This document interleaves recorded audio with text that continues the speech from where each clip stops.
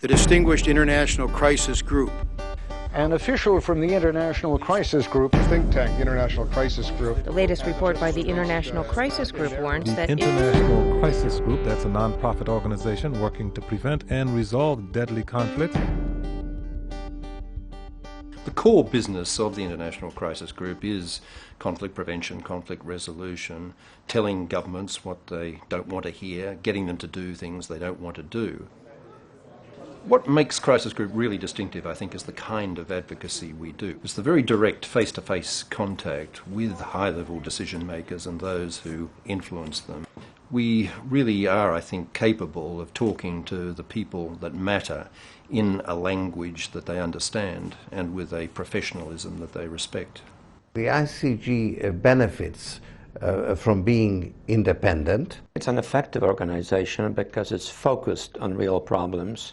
This organization can put people on the ground who really are experts. They speak the language, they embed, they extract from the local situation, and it's packaged, formatted, and presented in a way that makes it adaptable by policymakers.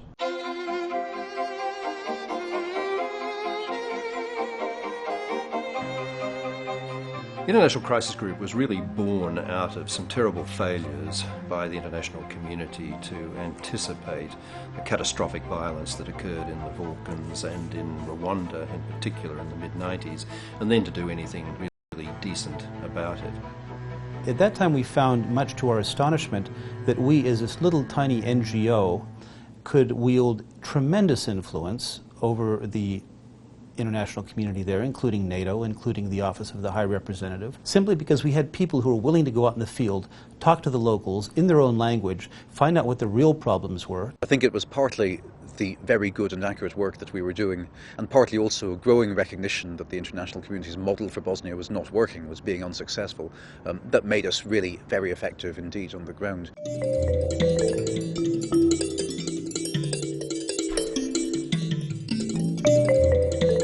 Bedrock of Crisis Group's credibility is the quality of our analysts on the ground. We don't just sit behind computers in Brussels or Washington, flying in, flying out to do these reports.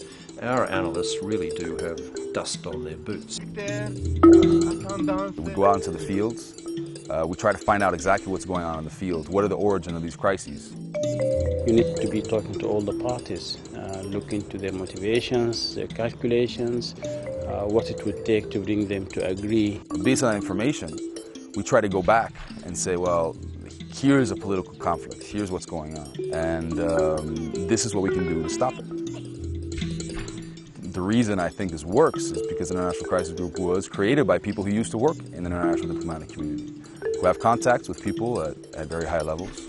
What has been happening to these people? We turn to John Prendergast. The difference with International Crisis Group is we roll up our sleeves, we get involved with the diplomats, with the generals, with the presidents and prime ministers and the rebel leaders, and we get deeply involved in these peace processes. There hasn't been a peace deal in Africa in the last 5 years that the International Crisis Group hasn't been involved in behind the scenes and helping to secure the deal.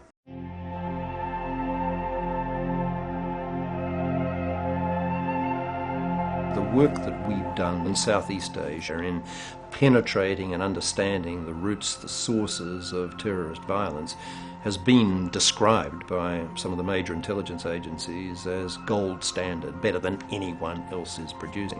We have contacts of my own and of other people working for the organization that go back 20 years so that we could look back beyond the immediate bombings, for example, in Bali, and look at the people who were assumed to have been involved in that, look at their backgrounds, and through knowing their backgrounds, we were able to figure out the networks that these people moved in. I think our reporting, which has been done in extensive detail and has really shown how this group organized and how it operated, that's convinced a great many people within Indonesia, and it's also convinced the government that this is an important challenge, that it has to take it seriously. It also means that what we can produce is a kind of accounting and a kind of background that even intelligence agencies around the world can't produce.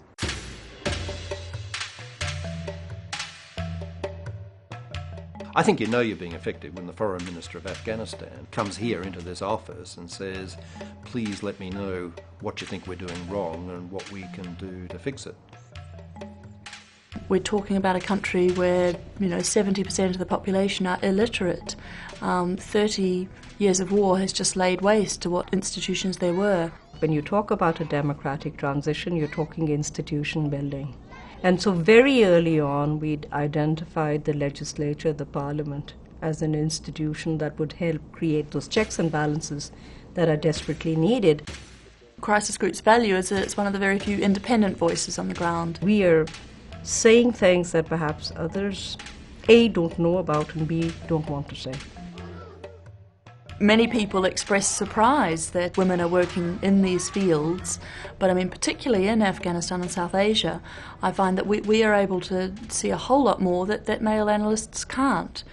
Certainly in Afghanistan, no male analyst is going to be allowed into the female part of the house, and that's missing 50% of both the problem and the solution, really. Our real impact, whether it's Kashmir or Afghanistan or Nepal or Pakistan, is in our policy prescriptions. We're proposing real solutions. We're not talking in the abstract.